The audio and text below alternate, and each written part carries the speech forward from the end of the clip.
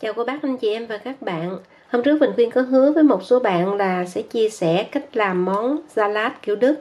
Hôm nay nhà mình có tiệc, Bình Khuyên sẽ chia sẻ cách làm bánh mì sốt bơ tỏi. Bánh mì nướng nè, để ăn cùng với lại salad theo kiểu Đức. Cô bác anh chị em và các bạn quan tâm cách làm này thì bây giờ mình sẽ cùng bắt đầu nha. Làm món đãi khách. Mình làm cái món để mà đãi cho người nước ngoài hoặc là người Việt cũng đều thích hợp, bởi vì cái món này dễ ăn. Đây là salad khoai tây. Trên màn hình Bình Khuyên để nguyên liệu, cô bác anh chị em và các bạn chuẩn bị. Nếu mình có cái nào thì mình làm cái đó, còn không có thì bỏ qua, bởi vì là có nhiều nơi không có những cái gia vị. Ở đây là ngò tây hay còn gọi là petersilie hay là parsley. Thì cái này anh chị em và các bạn không có thì mình thấy bằng ngò rí cũng được. Rồi cái này là thì là thì ở đâu cũng có.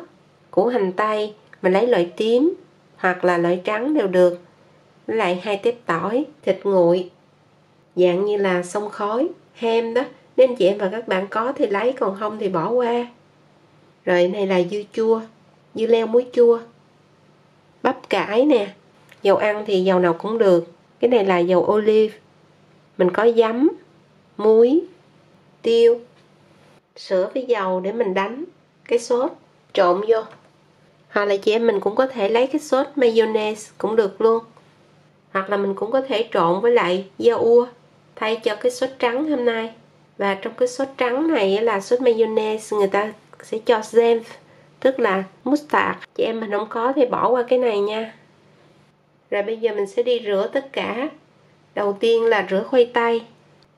Mình Khuyên sẽ để nguyên liệu cụ thể trong lúc làm. Cô bác anh chị em và các bạn bắt đầu. Trước tiên là mình đi rửa khoai tây. Cái này là 1 kg. Sau đó mình cho ngập nước luôn. Rồi để lửa lớn. Trong nồi mình cho 2 muỗng cà phê muối. Nấu cho đến khi khoai tây chín, thường là 25 cho đến 30 phút. Anh chị em và các bạn có nồi áp suất điện cũng nấu được luôn. Và cách nấu bằng nồi áp suất điện thì hôm trước Bình Khuyên có chia sẻ rồi trong cái video. Anh chị em và các bạn nhìn lên trên, rồi mình click vô đây để coi nha. Bắp cải đây là 500g. Lẽ ra là mình phải làm cái loại bắp cải của Đức, nhưng mà mình Khuyên làm cái loại bắp cải này cho chị em nào ở các nước không có thì mình cũng có thể làm được. Tức là bắp cải này nó chắc. Để cắt ra cho anh chị em và các bạn coi nè. Bên trong nó đặc thiệt đặc. Đó, như vậy. Thành thử ra nó giòn.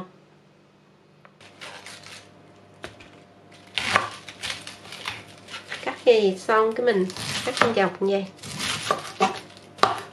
Lột ra xong cái mình để vậy mình cắt.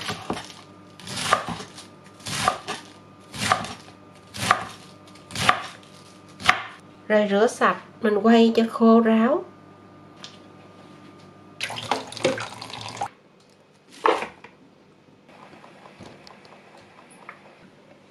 Mình làm nước giấm trộn bắp cải, có 1 muỗng cà phê muối, tiêu xay, giấm 5%, 2 muỗng canh, 2 muỗng canh dầu olive. Hoặc là anh chị em và các bạn ăn nhiều hơn thì mình cho thêm. Sau đó quậy tan. Mình cho bắp cải ra. Rồi cho hết. Sau đó mình trộn lại.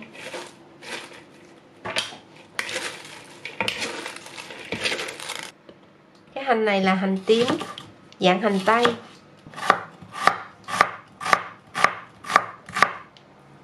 Hoặc là mình cắt ngang.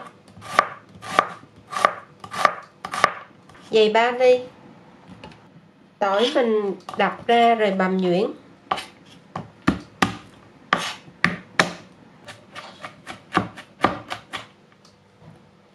Cắt rau nam luôn.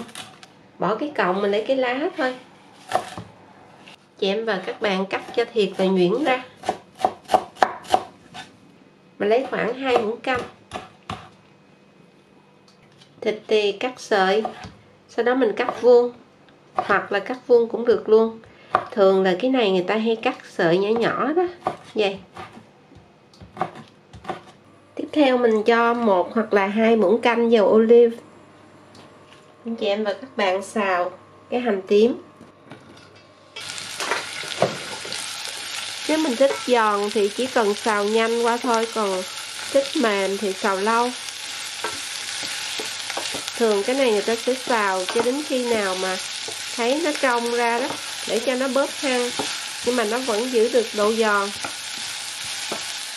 Như vậy là được rồi, mình tắt lửa. Sau đó cho tỏi, đảo lại, rồi chờ cho nguội. Nhớ là thiệt nguội luôn. Kiểm tra coi khoai chín chưa bằng cách là mình lấy đũa xăm vô. Chị em và các bạn thấy nó mềm tới bên trong luôn á, là chín. Tắt lửa, cái mình rửa qua nước lạnh.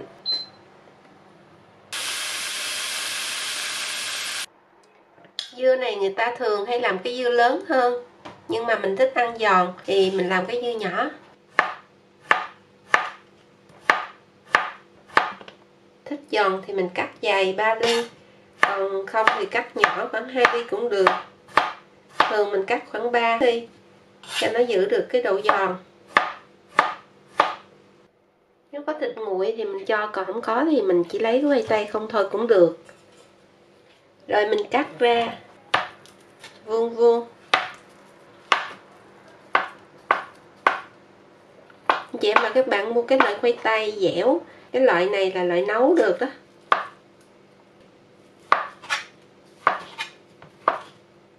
Sau khi mình cắt xong cái này thì phải để cho thiệt là nguội, trong lúc đó mình để đánh cái sốt mayonnaise.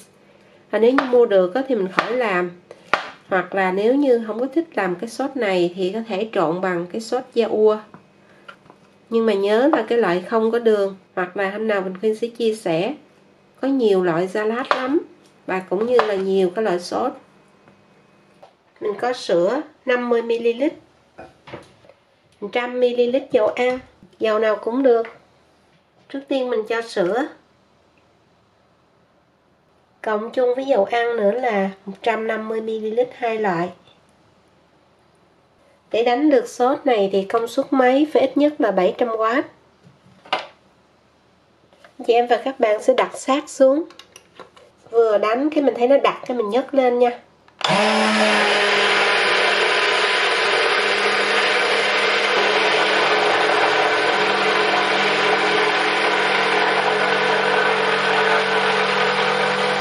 Rồi đặt rồi.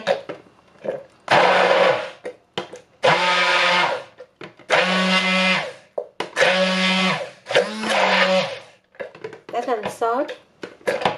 Mình cho 1/4 muỗng cà phê muối, một chút tiêu xay,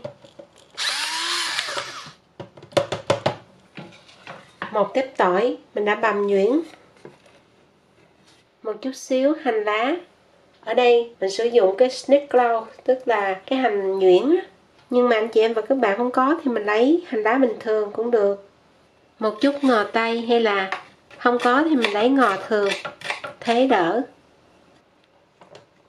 Đây là jam, nên chị em và các bạn thích thì mình cho vô nha. Và cái này nó cũng có nhiều loại, có loại cay nhiều, có loại cay ít, cái này cay trung bình.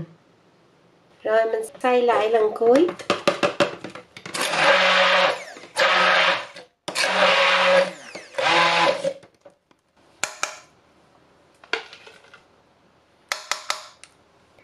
Mình vắt một miếng chanh, hoặc là nửa muỗng canh giấm, sau đó đánh lên. Sốt này anh chị em và các bạn có thể trộn salad, có thể ăn.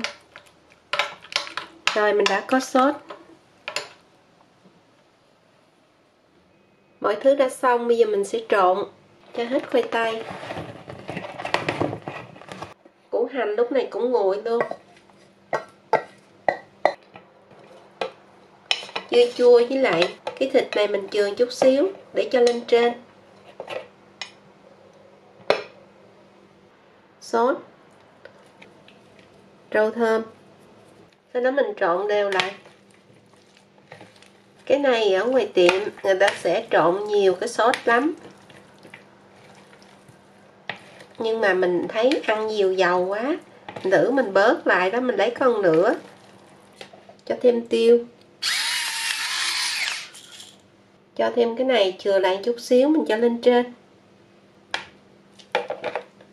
và trộn kỹ lại là mình đã xong salad. Bây giờ mình sẽ đi nướng bánh mì để ăn kèm vô. Nếu chị em mình không có thích làm cái sốt mayonnaise thì mình có thể ra ngoài chợ mình mua cái sốt nó gọi là dressing salad á, là cái loại đó để mình trộn cái này. Mình thường mua cái bánh mì sẵn vậy mình để nhà sẵn luôn, lúc nào cần ăn thì chẻ đôi ra, hoặc là lấy bánh mì baguette cũng được,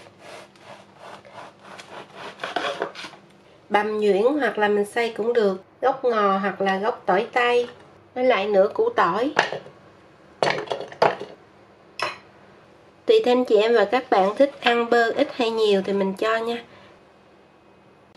Mình làm cho chảy ra, cho vô lò vi sóng cẩn thận nó nổ đó. Rồi mình cho một muỗng canh, rồi mình cho bơ tỏi lên,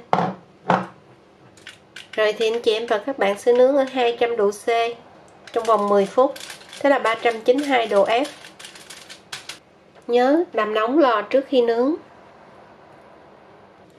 Mình trộn cái này cho 8 người ăn, cuối cùng mình mới cho thêm cái này lên, chừa chút xíu lại chút cho ra dĩa. Mình đã xong. Mình nướng nồi chiên không dầu trong vòng 10 phút. Anh chị em và các bạn thích cho nó nâu hơn thì nướng lâu hơn. Là một món nguội rất thích hợp cho đám tiệc. Cô bác anh chị em và các bạn có thể làm món này cho gia đình, đãi khách. Món này sẽ được ăn cùng với lại bánh mì nướng bơ tỏi giòn thơm ngon. Mình khuyên chúc nhà nhà cùng có món ngon, và bây giờ thì xin chào tạm biệt và hẹn gặp lại ở những video tiếp theo.